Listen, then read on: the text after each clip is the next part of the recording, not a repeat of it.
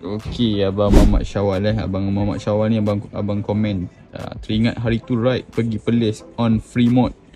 Lintas lalu RR tapas sekali ada suara. Terkejut tiba-tiba ada suara panggil. Dia panggil kawan dia. Tapi mungkin dia orang free mode. So saya terjun sekali masa lintas RR tapas tu.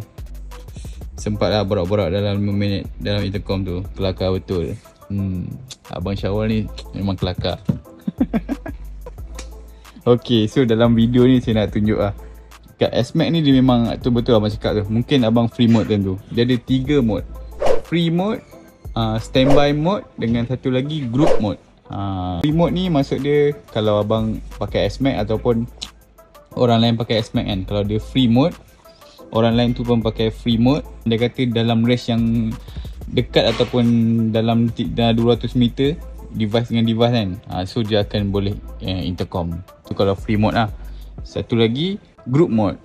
Okay, kalau group mode tu macam abang dengan abang punya rumah ataupun pilihan lah, ataupun abang punya group convoy lah.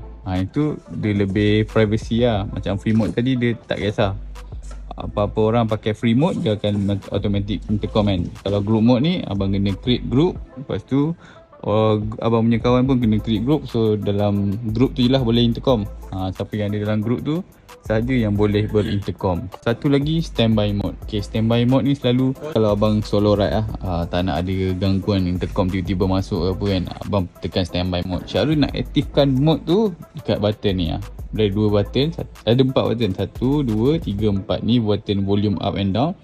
Ini button pairing, ini button mode lah yang intercom tu. Tengok kalau saya tekan sekali kan, kat sini boleh dengar.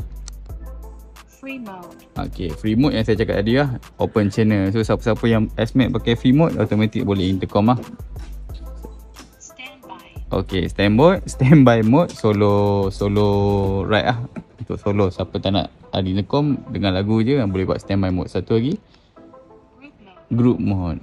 So yang ni saya dah buat group dengan device yang ni lah. So dia 2. So bila tekan group mode, yang ni pun group mode, automatic boleh berbual lah dengan device ke device lah. Tu dia punya perbezaan lah mode-mode yang ada dekat S-Max. So bila saya baca komen abang ni, abang kata abang buat free mode kan, tiba-tiba boleh borak dengan intercom lain kan. Mana tahu kan kalau abang single ke apa, tiba-tiba ada awet-awet pakai S-Max, dia buat free mode, dah jumpa jodoh kat situ kan. Kita tak tahu kuasa Tuhan kan. So beli S-Max. Untuk jumpa jodoh, beli S-Max guys.